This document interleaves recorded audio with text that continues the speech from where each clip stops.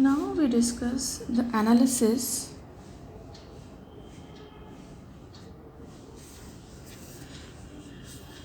it is dependent on two things, or we can say of two type, a priori analysis. What is a priori analysis? It is independent of programming language. It is independent of programming language of compiler and also independent of type of processor. As we discussed in the last lecture, that time complexity is dependent on two things, on software and hardware. So on the language of the compiler or the type of processor. So in that respect, a priori analysis is independent of programming language of compiler and type of processor. And the another thing is a posteriori analysis. Posteriori analysis. What is this? Or we can say relative analysis.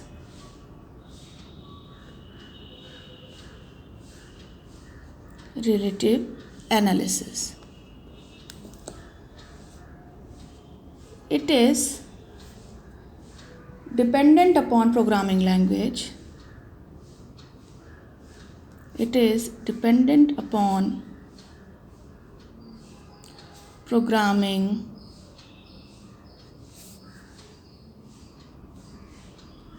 language of compiler and type of processor. As we can say, both are just opposite. A priori is independent while a posteriori is dependent. Priori analysis is also called absolute analysis. It is also called absolute analysis. What the second thing it has? It will give approx answer. It will give approx answer. While a posteriori will give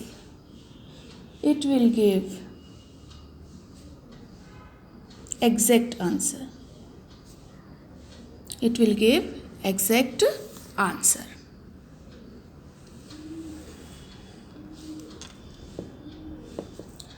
A priori, what is next quality it is having? The answer will not change. The answer will not change. Computer to computer. Means if we run the same program on different computer, then answer will not change. But in posteriori, the answer is changing.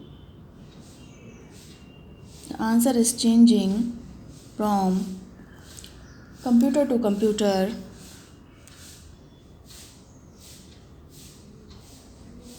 Answer is changing from computer to computer because of processor and software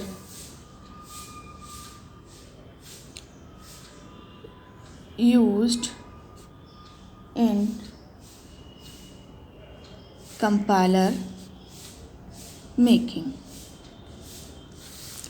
because it is dependent upon the programming language of compiler and type of processor. That's why its answer is changing from computer to computer, because in every computer we have different processor and software. May be possible or may not be possible, but if it is different, then the answer will different or answer will vary. But it is giving the absolute analysis, so or also it will give approx answer. That's why answer will not vary, and it is independent of programming language of compiler and the processor type of processor. That's why answer will not change.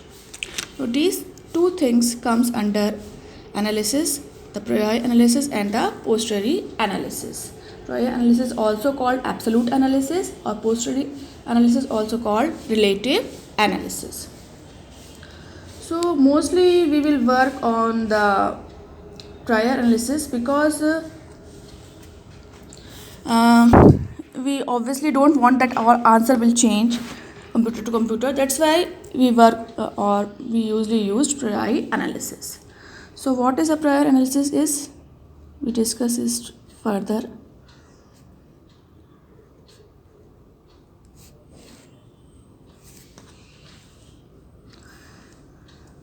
Suppose we have a program in which we have 10 lines. Suppose we have a program in which we have 10 lines, or these 10 lines will run in, or we can say these 10 lines take 60 minutes to run. And suppose we have a program in which we have 1000 line. Suppose we have 1000 line and it will take 1 minute to run. Suppose we have one program in which we have 10 lines which will take to run 60 minutes, and suppose we have a program in which we have 1000 line which will take 1 minute to run. We are seeing that the lines are less, but still it will take more time. Here the lines are more, but it will take less time. Why? Because if we have loop, then it will take more time. So this program in which we have 10 line, we have loop. That's why it is taking more time. But if a program having more number of lines but there is no loop, then definitely it will take less time. So in this there is no loop. In this programming there is no loop, that's why it is taking less time. But in this we have loops, that's why it is taking more time. So we can clearly see that time complexity means finding loops. Time complexity means finding loops in program. Time complexity means finding loops in program. So how many loops we are having, it will take that much time.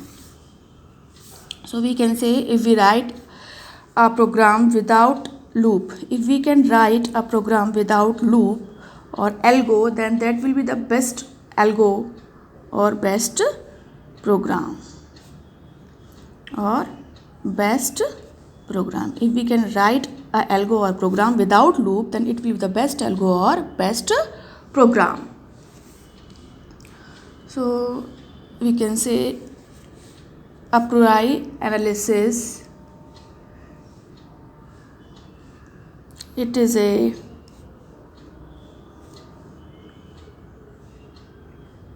determination of order of, it is the determination of order of magnitude of a statement.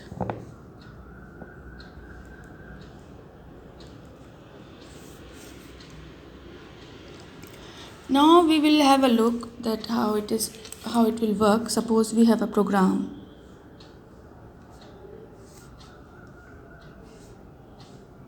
main in which we have x is equals to y plus z, and this is closed. So how many lines we have? We have this single line, and we have any loop in it? No, there is no loop. So the how many times it will run in CPU is called the order of magnitude of a statement. How many times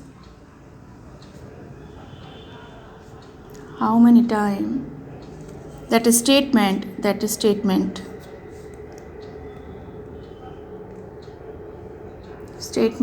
run in CPU is called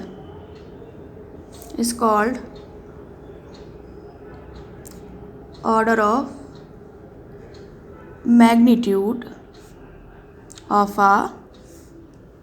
magnitude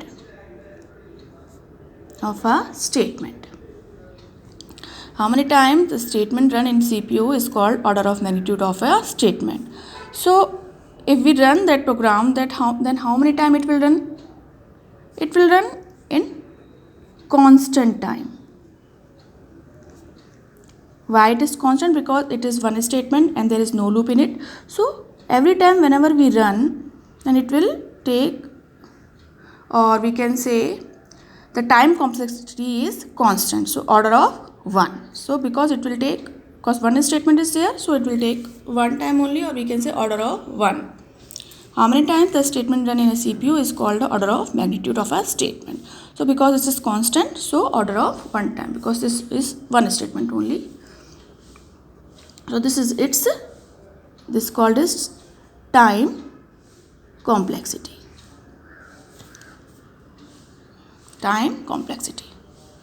Now take next example.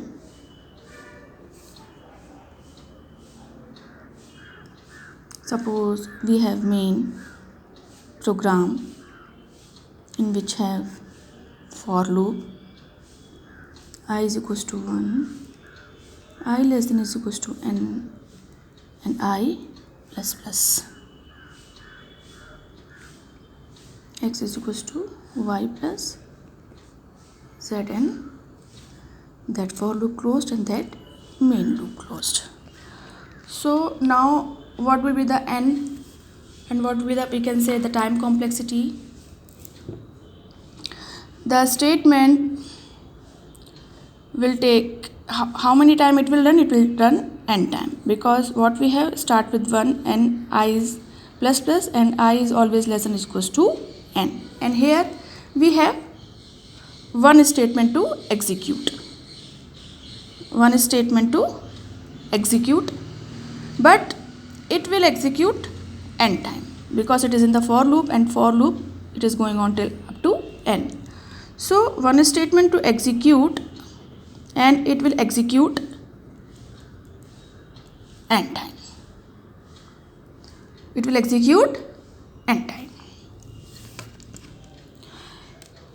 Now suppose in the same if we have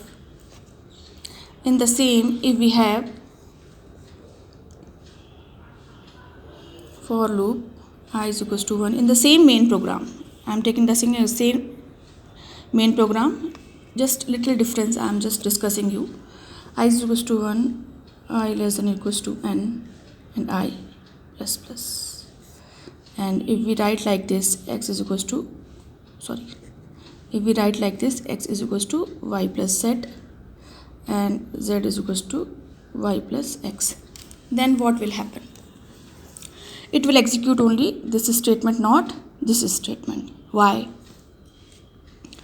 I'm just going to explain you. Suppose in the same example, if we write like this, for I is equals to 1, I less than is equals to n, and I plus plus, and x is equals to y plus z, and z is equals to y plus x. Here both statement will run. Why? Because here in for loop we didn't start its braces. That's why it will take the first statement only. It will not run second statement because it will not go to the second statement, and this is the way is not correct. But this way, if we write like this way, for loop, and we start with the braces and we write all the statement in between the braces, then definitely it will run all the statement. So this is the correct way of writing and this is the wrong way of writing.